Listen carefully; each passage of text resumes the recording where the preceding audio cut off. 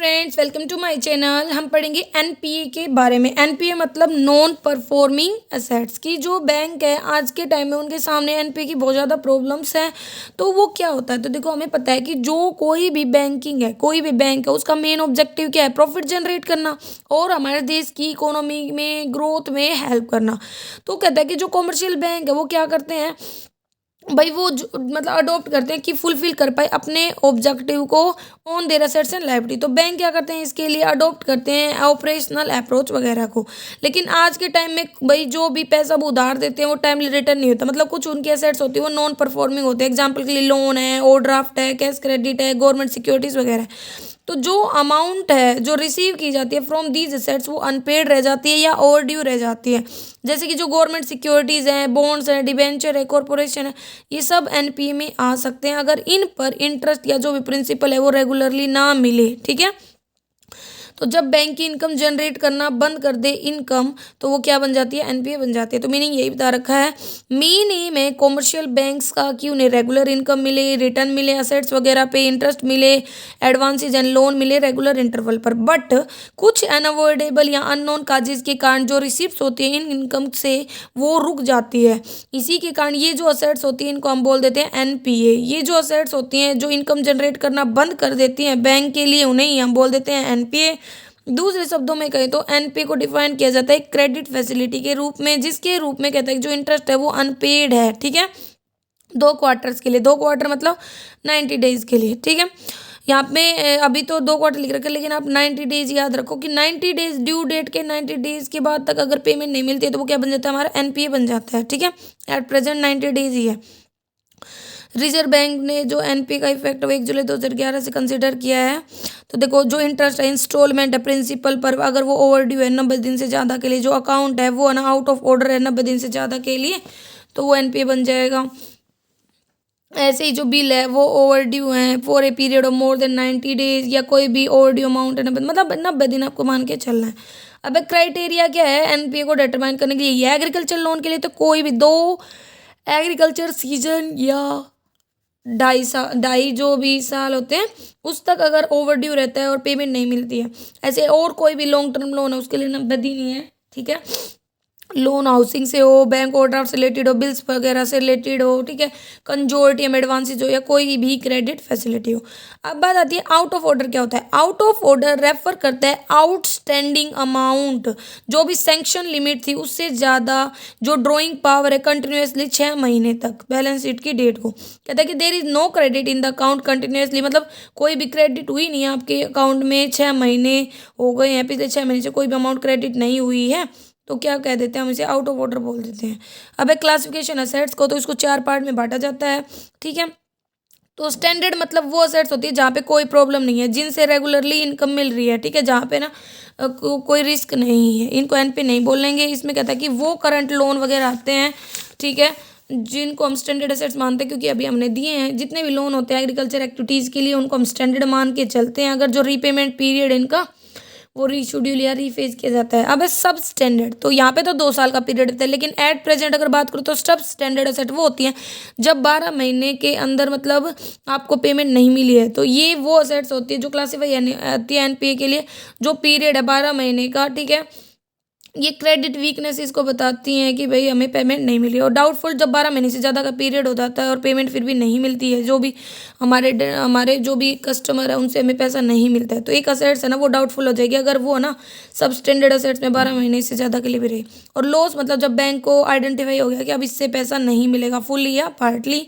ठीक है, जैसे कि जो बोरोवर है वो इंसॉल्वेंट हो गया, बोरोवर पता ही नहीं चल रहा कहाँ है, गायब हो गया है, लोन लेके भाग गया है, बेनामी लोन थे, झूठे ट्रांजेक्शन थी, झूठे नाम से लोन वगैरह लिया था। ठीक है, लिक्विडेटेड सोसाइटी के अगेंस्ट में कोई लोन वगैरह है, अब ये ट्रेंड है तो ये आपके किसी काम का नहीं है, ये मत देखना। अब बात आती है काजेज क्या क्या हैं एनपीए। एनपीए क्यों अराइज होता है? तो एनपीए के बहुत सारे काजेज है। पहला है मिस यूटिलाइजेशन। मिस यूटिलाइजेशन मतलब आपने लोन तो किसी पर्पज़ के लिए लिया था लेकिन यूज़ उसको किसी पर्पज़ में करो। देखो आप बैंक में गए, आपने बोला कि मुझे ना अपनी दुकान खोलनी है, लोन दे दो, बैंक ने लोन दे दिया, लेकिन आपने दुकान ना खोल के ऐसे अपने बच्चों की शादी में वो पैसा खर्च कर दिया, तो अब आपके पास रिटर्न करने का कोई सोर्स नहीं है। तो ये जो बोरोवर है वो मिस यूटिलाइज करते हैं अमाउंट ऑफ लोन जो बैंक के द्वारा दी जाती है, ये यूटिलाइज नहीं करते उस पर्पज़ के लिए जिसके लिए उन्होंने बैंक में अप्लाई किया था। एग्जाम्पल के लिए एक फार्मर है, वो गया बैंक में और उसने बोला कि मुझे ना ट्यूबवेल इंस्टॉल करने हैं, लेकिन वो इस अमाउंट को अपने बच्चों की शादी में यूज़ कर देता है या घर बनाने में यूज़ कर देता है। इस सिचुएशन में उसके लिए डिफिकल्ट होगा इसको पे बैक करना, ठीक है। दूसरा है no proper follow up action. No proper follow up action का मतलब है कि भाई पूरा प्रोसीजर अडॉप्ट नहीं किया जाता लोन देने के लिए, डॉक्यूमेंट वेरिफिकेशन वगैरह इस टाइप से। Similar to the first cause second cause है, जो बैंक जो अथॉरिटीज होती है वो अडॉप्ट नहीं करते प्रॉपर फॉलो अप एक्शन, ठीक है। लोन देते टाइम जो बैंक अथॉरिटीज होती है जब वो लोन देती हैं वो पेपर फॉर्मेलिटी करती है नॉर्मल की भाई हाँ ठीक ठाक हो, ज़्यादा ध्यान नहीं देती। वो दे गेट द सर्टिफिकेट, वो बोरोवर से सर्टिफिकेट ले लेती है जो एश्योरेंस देता है कि जो अमाउंट है ना वो सही जगह यूज़ की जाएगी। क्या पता किसी ने झूठी सर्टिफिकेट बनवा ली हो, लेकिन जो अथॉरिटी है ना वो वैलिडिटी नहीं देखती वे सर्टिफिकेट की वो एक्चुअल है या नहीं है, ठीक है। तो यही कारण है कि वो उसका गलत जगह यूज़ कर लेते हैं। फिर है इंटेंशनल, जो झूठ बोलकर, जैसे कोई पर्सन है वो झूठ बोल के लोन लिया है या झूठ किसी दूसरे पर्सन के नाम से लिया है या उसकी कोई एसेट्स नहीं थी उसको गिरवी रख के लिया है। तो कुछ फर्म या इंडिविजुअल है वो प्रोफेशनल बोरोवर होते हैं तो वो मेंटेन कर देते हैं बैंक ऑफिशियल्स के सामने ऐसी सिचुएशन कि बैंक उसे मना ही नहीं कर पाता लोन देने से, वो हुक एंड कुक अपनाते हैं। ये जो फर्म है इंडिविजुअल है टाइम टू टाइम है ना प्रिपेयर करते हैं झूठे डॉक्यूमेंट्स और अप्लाई कर देते हैं लोन के लिए, एडवांसेस के लिए, झूठे पर्पजेज के लिए, और वो लोन ले भी लेते हैं फिक्टिटिस या नॉन एग्जिस्टिंग फर्म के नाम से, एक्चुअल में जो फर्म एग्जिस्ट नहीं करती उसके नाम से। और बाद में क्या हो जाते हैं कि वो पेमेंट नहीं करते और वो क्या बन जाते हैं, एनपीए बन जाते हैं। फिर इसके बाद है नेक्स्ट पॉइंट हमारे पास नेचुरल कॉज एंड क्लैमिटी। भाई बाढ़ वगैरह ये सब लगा लो, कोई फार्मर था वो भाई पैसे लेके आया बैंक से उधार और फर्म अपने उसने फसल बो दी, लेकिन बाढ़ आ गई जिसके कारण क्या हो गया उसकी सारी फसल खराब हुई तो अभी वो रिपे नहीं कर पाएगा। तो कई बार जो नेचुरल काजेज हैं, क्लैमिटी हैं, वो भी रिस्पॉन्सिबल होते हैं एनपीए के अराइज होने के। एग्जाम्पल एक फार्मर है वो बोरो करता है मनी सीड्स वगैरह मतलब बीज वगैरह खरीदने के लिए, फर्टिलाइजर्स खरीदने के लिए, लेकिन सूखा होने के कारण कोई फसल ही नहीं हुई तो इसके कारण क्या हो जाएगा, या ज़्यादा बारिश हो गई तो फसल खराब हो जाएगी, फसल खराब हो जाएगी तो वो पे नहीं कर पाएगा टाइमली। ऐसे पॉलिटिकल प्रेशर, जो इमरजेंसी है एनपीए की वो देख सकते हैं कि कई बार है ना जो भी लोन है वो दिए जाते हैं क्योंकि पॉलिटिकल प्रेशर होता है, ठीक है। तो यहाँ पे जो बैंक्स होते हैं वो भाई सैडल्ड है विद इम्प्लीमेंटेशन बहुत सारे सोशल ऑब्जेक्टिव को पूरा करने से, बिना कंसिडर किए हुए कि क्रेडिट है ना सही इंसान को दिया जा रहा है या नहीं, ठीक है। तो मतलब अमीर ही को ही ज़्यादा लोन दिए जाते हैं, तो ये भी एक सिचुएशन है। लार्ज ब्रांच एक्सपेंशन, लार्ज मतलब एक ही बैंक की बहुत सारी ब्रांचेज को अलग अलग जगह पे खोल दिया जाए। आज के टाइम में हमने देखा है कि बैंकों की जो ब्रांचेज है उनका बहुत ज़्यादा एक्सपेंशन होता जा रहा है।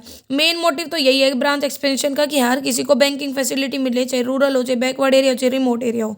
लेकिन जब एक्सपेंशन होता है तो हमें लैंड खरीदनी पड़ती है, बिल्डिंग बनानी पड़ती है, बैंकिंग इंफ्रास्ट्रक्चर परचेज करना पड़ता है, जो भी ऑफिसर्स होते हैं उन्हें अपॉइंट करना पड़ता है, ठीक है। तो वो कहते हैं कि इससे भी खर्चा बढ़ता है। लेकिन ठीक है इन ब्रांचेज को हम बना लेते हैं, खर्चा ज़्यादा हो जाता है लेकिन रिटर्न कुछ मिलता नहीं है, ठीक है। और लोग अगर लोन भी ले जाते हैं तो नॉन प्रोडक्टिव वेजेस वगैरह जगह पे लगा देते हैं, तो ये भी एक रीज़न है। सीनियर्स का pressure on the operating manager, sometime भाई जो भी एक्सेसिव प्रेशर है सीनियर्स का ऑपरेटिंग स्टाफ पर फोर्स करता है उन्हें क्रेडिट देने के लिए डिसऑर्गेनाइज मैनर में, विली मिली मतलब कोई प्रॉपर सिस्टम नहीं होता है, ऐसे ही लोन देना कि ऐसे जब हमें पता है कि इस इंसान से पैसा नहीं मिलेगा लेकिन उसे देना पड़ जाता है क्योंकि टॉप ऑफिशियल्स का हमें ऑर्डर फॉलो करना पड़ता है। अंडर ओवर फाइनेंसिंग, कई बार ये भी नोटिस किया जाता है कि जो फर्म होती हैं जिनको हायर अमाउंट ऑफ डेप्ट चाहिए वो लेस अमाउंट दे दी जाती है उन्हें, और ऑन द कॉन्ट्ररी जिन्हें ना कम अमाउंट की जरूरत होती है उसे ज़्यादा लोन दे दिया जाता है। इस केसेस में दोनों जगह ये ना पैसा फंस जाता है। जो पर्सन है जिसकी एडिक्वेट अमाउंट मिल रही है तो मतलब उसका बिजनेस अच्छे से नहीं चलेगा, और जिसे कम चाहिए उसके पास एक्सेस पैसा होगा तो वो अनप्रोडक्टिव जगह पे लगाया था वेस्टेज होगी। फिर non availability of proper security against fund, जो फंड्स होते हैं जो लोन दिए जाते हैं under any type of pressure तो प्रॉपर सिक्योरिटी नहीं होती। सिक्योरिटी मतलब कोई एसेट्स गिरवी रखना, तो कहता है कि ये फंड्स अनसिक्योर हो जाते हैं, इन फ्यूचर उनके मिलने के बहुत कम चांसेस होते हैं। फिर एक competition in marketing of the product, लगा लो एक ए पर्सन था उसने अपना बिजनेस स्टार्ट किया लोन लेकर के, लेकिन बी नाम का एक आदमी आ गया उसने सेम प्रोडक्ट बिजनेस स्टार्ट कर दिया और आपसे वो अच्छा था थोड़ा तो आपका प्रोडक्ट तो बिक गया मतलब बिक जाएगा, ठीक है। तो एक बिजनेसमैन है एक प्रोड्यूसर है वो ना बोरो करता है मनी और प्रोडक्ट को बनाने के लिए, लेकिन कई बार क्या होता है अदर प्रोड्यूसर भी सेम प्रोडक्ट बनाना स्टार्ट कर देते हैं। इसके कारण क्या होता है कि उसका प्रोडक्ट फेल हो जाता है मार्केट में कंपटीशन के कारण। तो अब क्या है उसके पास फैसिलिटी नहीं है पैसे वगैरह देने की रिटर्न में कि भाई वो अब रिपे कैसे करेगा जब उसे प्रॉफिट ही नहीं होगा। तो नेक्स्ट है हमारे पास मेजर्स क्या है एनपी की प्रॉब्लम को सोल्व करने के लिए, तो 3 पार्ट में बांटा गया, प्रिवेंटिव, रेमेडियल और ड्रेस्टिक। प्रिवेंटिव में पहला है रिकवरी। मेन नीड क्या है कि रिकवर करना लोन को जो भी किए जाते हैं गवर्नमेंट स्पॉन्सर्ड प्रोग्राम के अंदर। इन प्रोग्राम के अंदर जो बैंक ऑफिशियल्स हैं वो ना रखते हैं एग्जैक्ट डाटा रिकवरी के रिगार्डिंग, कितनी अमाउंट है, और ज्ञात करते हैं कितनी अमाउंट रिकवर की जा सकती है और कितनी हो चुकी है। ठीक है, इस कंटेक्स्ट में जो बैंक है वो एडवांटेजेस लेते हैं जो भी स्टेट गवर्नमेंट के द्वारा लॉ वगैरह बनाए गए हैं ताकि स्पीडी रिकवरी हो जाए लोन वगैरह की। ठीक है, तो वो क्या करते हैं, जो भी जानबूझकर डिफॉल्ट वगैरह करते हैं उनके अगेंस्ट में केस वगैरह फाइल कर देते हैं और भाई एक्शन लेते हैं। तो इससे क्या होता है कि जो रिकवरी कैंप्स होते हैं वो ऑर्गेनाइज किए जाते हैं, रेवेन्यू अथॉरिटीज़ के द्वारा अटेंड किए, उनके साथ अटेंड किए जाते हैं, विलेज वाइज लिस्ट बनाई जाती है कि किस विलेज में कितने डिफॉल्टर हैं। ठीक है, मॉनिटरिंग की जाती है, जो बैंक ऑफिशियल है वो प्रॉपर गाइडलाइंस वगैरह देते हैं अंडर द एग्रीमेंट। वो ना जो भी प्रिकॉशंस वगैरह हैं उनको भी ध्यान में रखते हैं। जो रिकवरी परफॉर्मेंस है सभी कंसर्न ऑफिशियल्स की वो भी अच्छे से देखी जाती है।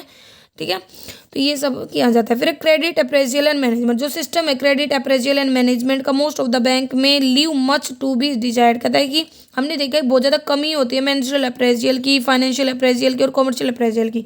जो cash fund flow of the unit है ना वो ऐसे ही जाता है जब प्रॉपर चेकिंग नहीं होती। तो ये फेलर है, कहता है कि एनपीए के क्रिएट होने का यही कारण है कि तो हमें जो भी मैनेजमेंट उसको प्रॉपरली सिलेक्ट करना चाहिए। जब भी बोरोवर को लोन दे रहे तो चेक करो कि इसको लोन देना चाहिए नहीं, उसका काम क्या है, वो अच्छी इनकम कमाता तो है ना, ये सब फाइनेंसिंग देखो, उसकी प्रॉपर पोस्ट का किस पोस्ट पर काम कर रहा है, ये सब उसका हमें चेक करना चाहिए। रिमीडियल मेजर में जो भी अभी आपने प्रॉब्लम समझी थी उसी के सॉल्यूशन है कि एक तो सुटेबल रीपेमेंट शेड्यूल फिक्स करो। Fixing repayment schedule properly synchronise कर देता है same with income generation period के साथ एंड ध्यान में रखता है जो भी रीपेमेंट कैपेसिटी होती है बोरोवर की। ठीक है, may go long way in preventing asset, वो एनपी में बदलने से बचाती है। अगर जो रीपेमेंट शेड्यूल है वो फिक्स नहीं होगा प्रॉपरली या जो यूनिट है वो एबल नहीं होगी जनरेट करने में एक्सपेक्टेड प्रॉफिट, तो कहता है कि पॉसिबिलिटी में be explore to rephrase the loan instalment in consult, मतलब बोरोवर से बात करके हम रीफ्रेज कर सकते हैं, उसको बदल सकते हैं, जो क्लासिफिकेशन अकाउंट को इंप्रूव कर सकते हैं इफ अकाउंट है ना वो सेटिस्फैक्टरी है 2 ईयर से आफ्टर रीफेजमेंट। मतलब देखो पहले इंस्टॉलमेंट फिक्स हुई 50,000 की, लेकिन आप अगर उस कंडीशन में हैं तो आप उसको थोड़ा कम करवा लो, उसको थोड़ा बदलवा लो। ठीक है, कॉम्प्रोमाइज़ विद बोरोवर, लगा लो बोरोवर पूरे पैसे नहीं दे पा रहा तो हम उसको बोल दे कि सिर्फ आप प्रिंसिपल दे दो, इंटरेस्ट रहने दो। ठीक है, तो कॉम्प्रोमाइज़ मतलब ये निगोटिएटेड सेटलमेंट होती है बोरोवर के साथ जो एग्री हो जाता है कि वो एक सर्टेन अमाउंट पे कर देगा बैंक को, कुछ कंसेशन अगर उसे मिलता है तो। लार्ज नंबर ऑफ प्रोपोजल होते हैं ना वो अप्रूव किए जाते हैं बैंक के द्वारा, ये देखते हुए कि कुछ तो मिले पैसा, कुछ तो एनपीए कम हो। ठीक है, तो वो फंड्स को रिसाइकल कर देते हैं instead of restoring too expensive recovering proceedings. ठीक है, तो ये इसमें बताया गया है। तो क्या क्या ध्यान में रखा जाता है, कॉम्प्रोमाइज़ प्रपोजल है ना वो एक्सेप्ट किया जाता है बैंक के द्वारा, ध्यान में रखे गाइडलाइंस को प्रॉपर डिस्कनेक्शन किया जाता है विलफुल डिफॉल्टर में, एंड जो बोरोवर है वो भाई सर्कमस्टांसिस के कारण नहीं दे पा रहे हैं, जहाँ पे सिक्योरिटी अवेलेबल हो तो रिलायजेबल वैल्यू देखेंगे कि कितनी सिक्योरिटी से मिल रही है, कितनी उससे मिल रही है, वोट ऑफ द गारंटर, ये सब हम चेक करेंगे। ठीक है, फिर सेटलमेंट ऑफ केसेस विद डीआईसीजी। डीआईसीजी मतलब deposit insurance and credit guarantee corporation of India, ये आरबीआई की सब्सिडरी है। ठीक है, ये 5 लाख तक की हमें ना इंश्योरेंस प्रोवाइड करवाता है। तो डीआईसीजी भी अवेलेबल है, कहता है कि जो बैंक है वो ट्राई कर सकते हैं कंप्लीट करना सारी फॉर्मेलिटी डीआईसीजी क्लेम के लिए, प्रॉपर फॉलो अप रखें कॉर्पोरेशंस का ताकि भाई कोई भी क्लेम एनपीए का वो कम हो जाए, क्योंकि जो भी कोई नुकसान होता है तो डीआईसीजी से 5,000 रुपये तक का इंश्योरेंस प्रोवाइड करवाती है। ठीक है, तो term of the guarantee cover of DICGC क्या है, एक अकाउंट है ना वो राइट ऑफ हो जाए first and only afterward claim है ना तभी डीआईसीजीसी में जाएगा। जो टाइम लिमिट है प्रेफरिंग द क्लेम वो 1 साल होगा, 1 साल के अंदर वो आना मतलब क्लेम को पूरा कर देगा। ठीक है, अब इसके बाद प्रॉपर वेरिफिकेशन, बैंक को वेरीफाई करना चाहिए फाइनेंशियल पोजीशन बोरोइंग कस्टमर की उसे लोन देने से पहले, ताकि कोई डिफिकल्टी नहीं आए बाद में उससे लोन लेने में। अगर कोई पर्सन है वो डाउटफुल लगता है तो फुल इंक्वायरी करनी चाहिए, उसके बाद उसे लोन देना चाहिए। लेस पॉलिटिकल प्रेशर, ये बोल रखा है कि जो रूलिंग पार्टी है जितना हो सके उन्हें इंटरफेयर नहीं करना चाहिए बैंकों के काम में। ठीक है, और एज मेंशन अर्लियर बहुत सारे लोन एडवांसेज है जो दिए जाते हैं पॉलिटिकल प्रेशर में और आज तक उनकी है ना रिकवरी ड्यू है। तो बिसाइड दिस बहुत सारी ब्रांचेज है जो ओपन की जाती है पॉलिटिकल प्रेशर में और अनइकोनॉमिक होती है, उनको बंद करना पड़ता है बाद में और बहुत ज़्यादा खर्चा भी हो जाता है। ठीक है, तो यही है। अब ड्रेस्टिक मेजर, ड्रेस्टिक मेजर का मतलब होता है सिविल कोर्ट्स में केस फाइल करना, filing suit in the recovery tribunal, filings recovery certificate under state act, executing decree, जहाँ पे भी सही लगे। तो दूसरे शब्दों में कहे तो अगर सारे मेथड फेल हो जाते तो बैंक क्या कर देता है, वो सूट या सर्टिफिकेट केसेस फाइल कर देता है ड्यूज की रिकवरी के लिए। However it has been ensure, ये इंश्योर किया जाता है यूजली जो लॉन्ग टाइम होता है वो वेस्ट नहीं होना चाहिए, ठीक है, मतलब long time is not wasted, so that जो सिक्योरिटीज अवेलेबल है उनको ना बांट दिया जाता है क्वालिटी के अकॉर्डिंग, जो अफेक्ट करता है रियलेबिलिटी को, ठीक है। हावेवर वाइल फिलिंग शूट को फिल करते टाइम कुछ पॉइंट है जो ध्यान में रखने चाहिए। Document are not time barred, कि डॉक्यूमेंट है ना वो भाई पुराने ना हो गए हो, टाइम के मतलब जिस टाइम के लिए लिमिट थी उससे उसके बाहर ना हो, जो नोटिस है वो इशू किया गया हो, ठीक है। पार्टीज को जो पेमेंट डिमांड करिए, फुल एंड लेटेस्ट एड्रेस है बोरोवर का वो अवेलेबल हो आपके पास, जो पर्टिकुलर एंड वैल्यू है सिक्योरिटीज की वो डिटेल्स पर्सनल एसेट्स वगैरह का, ठीक है। तो ये इसमें बताया गया। अब कंक्लूजन में क्या बताया गया, इन शॉर्ट जो वो मेजर है वो सीरियसली एंड सिंसियरली इंप्लीमेंट होने चाहिए। कोई रीज़न नहीं है प्रॉब्लम ऑफ एनपी का कि सोल्व होगी। तो क्या क्या रीजन सजेशंस है, जो प्रॉब्लम ऑफ एनपी है वो स्टडी की जानी चाहिए branch wise, amount wise, age wise. जो लोन रिकवरी पॉलिसी है वो प्रिपेयर करो, स्ट्रेटजीज है ना वो अडॉप्ट करो रिड्यूस करने के लिए एनपीए को। स्पेशल रिकवरी सेल्स है ना वो क्रिएट करने चाहिए हेड ऑफिस में, एरिया ऑफिस में।